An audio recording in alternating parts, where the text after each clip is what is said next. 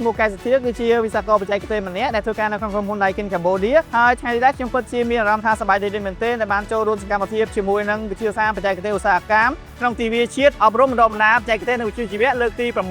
ហើយក្នុងនាមខ្ញុំជាអ្នកបច្ចេកទេសម៉ាស៊ីនជាមួយរូបខ្ញុំយល់ឃើញថាសិស្សនិស្សិតដែលបានបញ្ចប់ការសិក្សាចេញពីសាលាគាត់នឹងមាននូវសមត្ថភាពពិតប្រាកដដោយសារតែម្លងពេលសិក្សាគាត់នឹងទទួលបាននូវការអនុវត្តជាក់ស្ដែងដែលបន្ថែមទៅលើទ្រឹស្ដីជាមួយនឹងម៉ាស៊ីនជាគ្រប់ប្រភេទនិងឧបករណ៍យ៉ាងសម្បូរបែបដែលមាននៅក្នុងបន្ទប់ Daikin Dojo